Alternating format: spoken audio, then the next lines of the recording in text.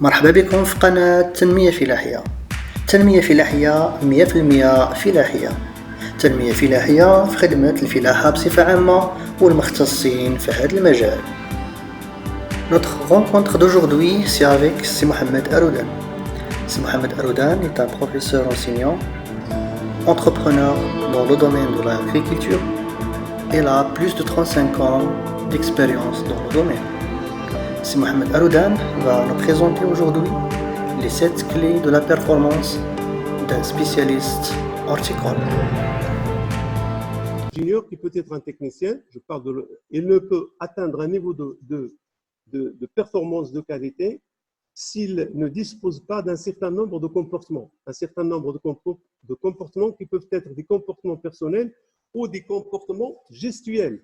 Donc, c'est ce que j'appelle, donc il faut avoir ces comportements-là, c'est ce qu'on appelle la compétence. Donc, un ensemble de compétences sont nécessaires pour un profil, un ingénieur ou un technicien en horticulture pour aboutir à ces objectifs, bien sûr, en fonction de la spécialité. Vous savez que l'horticulture, c'est un domaine très vaste. On parle de la pépinière, maraîchère, arbo, ornementale, culture maraîchère sous serre, l'arbo-fruitière, tropicale, etc. Donc, on va choisir, par exemple, quand on est dans une spécialité, on cherche à être performant. Pourquoi pas? Les outils nécessaires, ce sont des compétences qui sont soit des comportements, soit des pratiques. Donc, quelles sont ces caractéristiques-là? Là, ces compétences. Donc, les caractéristiques pour un profil performant au milieu professionnel horticole. Le premier, on a la première, si vous voulez, le premier élément, ou la première, c'est le savoir. Je sais que normalement, on parle toujours de ça. Hein. On parle de savoir-faire et de savoir-être. Ça, c'est la clé numéro 1. Le savoir, c'est quoi? C'est l'ensemble des connaissances nécessaires, normalement, dans le domaine. Et si je ne peux pas préciser, je ne peux pas donner d'exemple, mais il s'agit des connaissances techniques, des connaissances scientifiques, des connaissances économiques, commerciales, pourquoi pas, parce qu'on produit pour vendre. Donc, si je produis et je ne vends pas, ça veut dire qu'il y a une lacune. J'ai besoin des connaissances, ou des contacts. Donc, voilà notre… Alors, si on prend un cas, on peut prendre un cas, par exemple, en pépinière. Je ne peux pas être performant, gérer une pépinière si je n'avais pas le savoir nécessaire concernant la plante, le climat, l'irrigation, l'entretien et tout ça. Le savoir-faire, bien sûr, le savoir-faire, c'est la pratique. On n'est pas obligé de faire la pratique à 100%, mais ce qu'on va essayer de faire, c'est de gérer. Alors maintenant, je peux ouvrir une parenthèse. La parenthèse que je vais ouvrir, c'est que de quel profil on parle? Parce que nous avons deux échelles ou deux dimensions. La dimension 1, c'est la dimension de salarié. Si je suis un salarié, que je sois ingénieur ou que je sois technicien, j'ai des devoirs, j'ai des missions à accomplir. Il faut les accomplir en bonne et due forme. Donc, c'est la recherche de la performance. Mais je peux être aussi dans la deuxième dimension ou la deuxième échelle qui est l'entrepreneuriat. Je peux être un entrepreneur dans une ferme, dans une unité de production, dans une unité de commercialisation, de conditionnement, de tout ça. Alors là, selon ma spécialité, selon ma position, je dois chercher la performance. Alors là, une chose qui est importante, quel que soit le profil, quelle que soit l'échelle ou la dimension, c'est le savoir-être. Le savoir-être, c'est le comportement pour gérer en bonne et due forme les équipes que nous avons à gérer pour faire face à des problèmes du personnel. Et c'est ce qu'on appelle, il faut être à la recherche d'un leadership. Un leadership, c'est normalement le comportement qui permet à quelqu'un de gérer son équipe et que l'équipe adhère au travail de façon volontaire et non pas parce que tu es mon chef. Mon chef, non, c'est pas ça. Donc, il faut chercher un caractère de leadership pour être aimé par notre équipe de travail, par tout le monde et pour que le travail se fasse de façon agréable. Bon, je passe parce que le temps peut-être, je vais vérifier le temps, je ne veux pas abuser. je passe à la deuxième partie. La deuxième partie, ou là, le deuxième élément, c'est la confiance. Je ne peux pas réussir ma mission si je n'ai pas confiance en moi. Je ne peux pas avoir confiance en moi si je n'ai pas un savoir correct, un savoir solide, un savoir-faire et un savoir-être. Le comportement, je viens d'en parler, je n'ai pas détaillé parce que le temps ne le permet pas, mais aussi ça dépend de ma personnalité parce que il y a des gens qui ont tout ce qu'il faut, toutes les connaissances qu'il faut, mais ils ont un manque de confiance. Alors là, c'est vraiment cette lacune, c'est loin d'être performant si on n'a pas confiance en nous. Mais on ne peut pas être non plus, on ne peut pas avoir confiance en nous et on a un vide. Donc il faut remplir tous les vides. Je parle toujours de savoir, savoir-faire et le savoir-être. La persévérance aussi, hein, il faut être persévérant parce que tu as peur de ne pas réussir, ou là, si tu as été choqué parce que tu as un choc, si tu veux céder parce que tu as un choc, alors là, tu n'es pas persévérant, c'est pas de la qualité, c'est pas une performance. Je peux ouvrir une petite parenthèse. Ici, je vous raconte une petite expérience que j'avais. J'avais commencé, là, je vais sortir de l'horticulture, je m'excuse.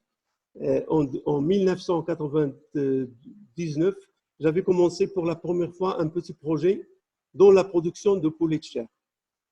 La première bande, la deuxième bande, j'ai eu mes reins cassés, quelques millions de pertes et j'ai abandonné. J'ai abandonné parce que je ne peux plus tenir. Donc, je n'étais pas persévérant. Donc, ce n'est pas de la qualité, ce n'est pas la qualité d'un banc. Ça, c'est un défaut que j'avais vécu. Mais heureusement, j'ai rectifié 2 ans après. J'ai repris et le maraîchage et aussi le poulet de chair. J'y suis encore jusqu'à maintenant. Suite à une. J'avais. Il m'a dit en arabe فين تهرستي فين غادي تجبر قال لي فين تهرستي قلت له الدجاج قال لي راه في الدجاج فين غادي تجبر. Donc en 2003 j'ai repris l'activité. Alhamdoulilah, maintenant j'étais pas spécialiste, je ne le suis pas encore, mais quand même je me vois un professionnel qui peut faire face à ces problèmes-là, parce que ce n'est pas parce qu'on a un problème qu'on va faire demi-tour. Non, non, il faut de la persévérance, mais il faut avoir aussi, bien sûr, je me vois étranger par rapport à l'activité. C'est peut-être pour ça que je me suis retiré. Mais une fois, j'ai été encouragé par le monsieur, qui était un professionnel, finalement, il a raison. Et voilà le rôle, si vous voulez, ou l'importance d'être persévérant dans un domaine. Le troisième élément, c'est l'adaptation aux situations difficiles et de stress. Et normalement, s'il y a un domaine le plus stressant, le plus difficile, le plus embêtant, c'est le domaine de l'agriculture et spécialement le domaine de l'horticulture. Il y a tous les problèmes du monde. Je peux les résumer. Nous avons un problème de l'entretien, le problème du climat, les maladies et tout ça. Nous avons un problème de l'eau. Nous avons des stress qui peuvent être engendrés par le climat, par les anomalies, par les maladies, par le personnel, par le marché à la fin. Donc, il faut s'adapter. Je vous donne l'exemple de cette situation. Nous sommes actuellement en situation de confinement suite à les pandémies, etc. Alors là, c'est vraiment une catastrophe. Est-ce qu'on va laisser tomber? Bon, est-ce qu'on va laisser tomber parce que c'est un domaine difficile? Non. C'est ces difficultés-là qui font de la personne normalement, quand il arrive à les dissiper, à s'en passer, qui font de la personne vraiment un professionnel. Quand on dit un professionnel, ce n'est pas quelqu'un qui a un diplôme. Ce n'est pas quelqu'un qui a un diplôme et avec son diplôme, il devient professionnel. Non, il ne peut pas se perfectionner par son diplôme. Il faut qu'il vive des situations de difficulté, des situations de stress. On ne travaille pas 8 heures par jour quand on veut vraiment devenir un professionnel. Peut-être que c'est le fou. On intervient le dimanche, la nuit, le climat et tout ça. Donc, il y a des problèmes. Il faut s'adapter à ces situations-là. Le froid, la chaleur, tout, le vent. Voilà, je passe à l'élément 4. La planification et l'organisation. Bien sûr, alors là, vraiment, l'utilisation de notre savoir, elle est toujours avec nous. Hein. Le savoir et le savoir-faire et le comportement, c'est toujours un outil qu'il faut avoir de très près et appliquer. Parmi ces notions-là, ces savoir-faire, c'est de faire avant n'importe quoi, il faut faire une planification. Dans l'horticulture, on peut planifier à plusieurs échelles. À une échelle annuelle, en arbre, je peux parler de plusieurs années, mais pour l'entretien et les travaux, c'est à une échelle annuelle, à une échelle de 3 mois, à une échelle hebdomadaire, d'un mois, hebdomadaire et journalier. Bien sûr, sans oublier les risques. Il faut aussi prévoir les risques et les surmonter. Donc, on doit s'organiser pour faire une planification. Et la plupart, la définition, on peut planifier, c'est-à-dire mettre les actions sur un axe de temps. Stop. Mais ce n'est pas ça. Parce que je peux faire un bon planning, mais si je ne le réalise pas, ce n'est pas une performance. Je n'ai pas atteint mon objectif. Pour le réaliser, il faut planifier aussi les moyens. Et quand je parle des moyens, c'est quoi? C'est les moyens humains, nécessaires pour réaliser une activité. C'est les moyens matériels, c'est les intrants, c'est l'argent, c'est les produits, c'est tout ce qu'il faut. Donc, il y a à budgétiser, il y a un budget aussi à planifier et il faut disposer de tous ces moyens grâce à une planification adéquate qui est faite en bonne et due forme et l'organisation, mettre les équipes à leur place, chacun à sa place, mettre à la disposition de toutes les équipes les moyens nécessaires, donc prévoir l'argent, prévoir le budget avant d'installer tout ça. Je vérifie le temps. Bon. Voilà, donc, parce que sinon, le temps, c'est un élément aussi très important. Parce que planifier dans le temps, c'est quantifier chaque chose, chaque activité, essayer de la programmer de façon à la faire au moment qu'il mérite. Parce que quand on fait une tâche avec Matalan, je prends un exemple, une tâche en 4 heures, elle est très très bien faite, et la même tâche, la même qualité en 8 heures. Donc nous avons perdu 4 heures. Donc le gain de temps aussi, c'est un problème. La perte de temps, c'est un problème, mais là, c'est un objectif. Le temps, c'est un facteur. Il est très, très cher. C'est un facteur de production. On parlait de la production des moyens. Je vous ai parlé de l'être humain, de tout ce qui est équipement, de tout ce qui est intrant, etc. Mais on doit parler aussi du temps. Parce que le temps en lui-même, c'est un facteur de production qu'on ne peut pas épargner. C'est pas possible. Donc, le temps, c'est comme un sabre, comme ils disent comme en arabe, safe. C'est pour ça que la planification, le sens de planification, le sens d'être méthodique, de s'organiser, c'est aussi une compétence très, très, très importante qui est nécessaire à tous les niveaux. À tous les niveaux. Et normalement, quand on dit la planification, c'est un travail qui doit se faire avant l'action. Vous êtes maintenant, vous êtes dans le domaine, vous voyez que l'installation d'une serre, ce n'est pas du jour au lendemain. Donc, c'est une planification qui est faite il y a une année, ou il y a 6 mois. Donc, il faut se préparer avant d'installer une culture. Il faut se préparer pour créer toutes les conditions nécessaires pour l'installation. L'élément numéro 5, ça, bon voilà, il n'y avait pas que les 5 éléments que j'avais choisis, mais il y a d'autres. J'ai essayé de résumer un peu pour être bref et donner l'essentiel en 20 minutes. Je m'y approche déjà. La formation continue et le perfectionnement.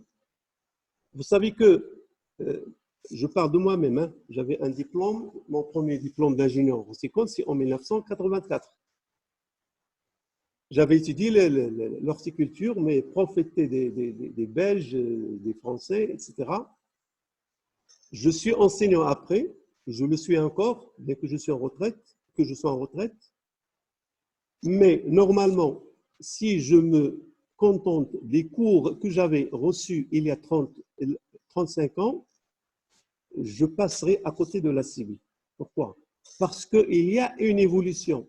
il y a une évolution sur le plan technologique, ou parmi les évolutions, la façon dont on se connecte maintenant, c'est virtuel, c'est vraiment c'est une évolution terrible.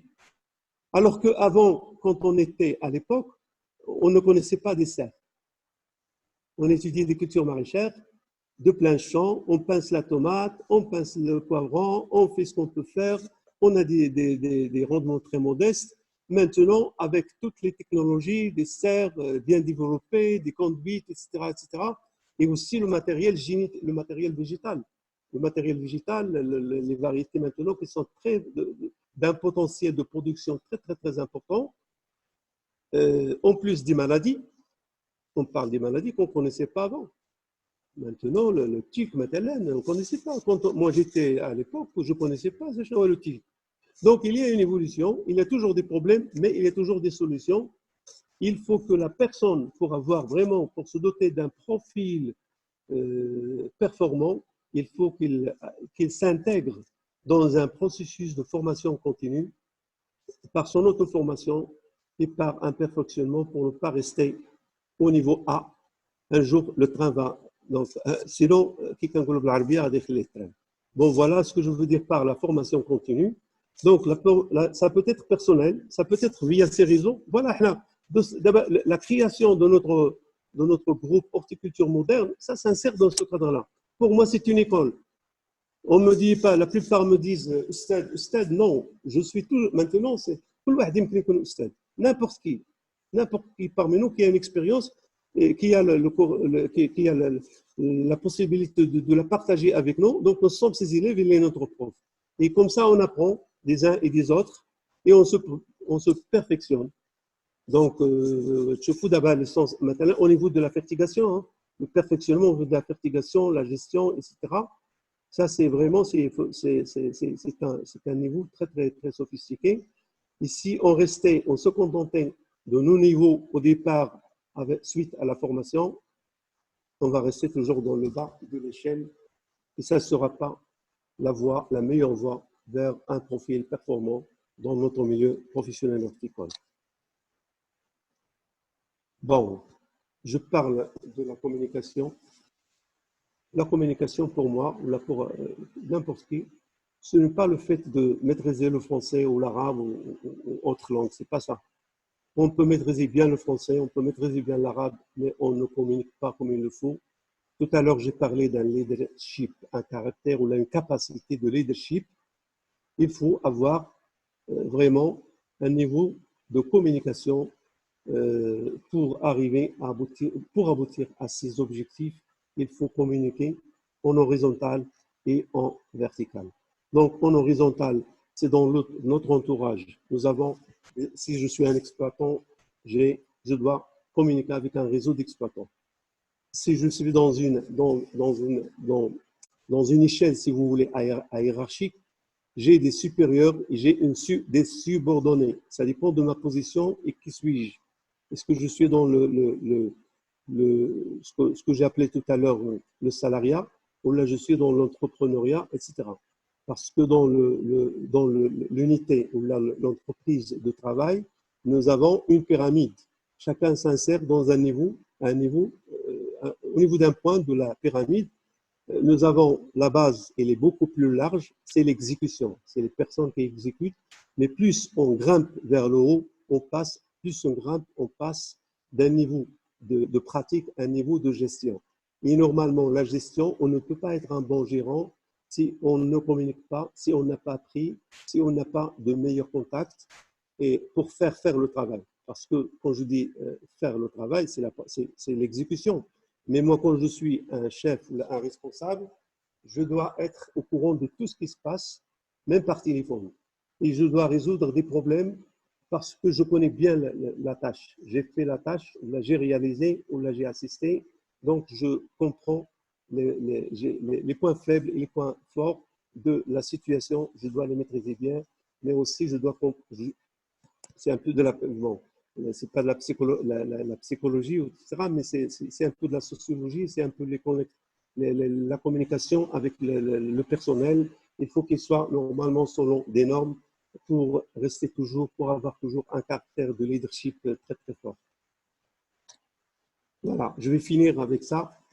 Normalement, la passion pour son métier, je peux la placer en premier. Je l'ai placée au numéro 7, mais normalement, je peux la placer au numéro 1. Parce que si on n'aime pas ce qu'on fait, on ne peut pas arriver, on ne peut pas résoudre nos problèmes, on ne peut pas être performant, on ne peut pas supporter parce que nous avons des risques, nous avons des stress, nous avons des situations, des changements.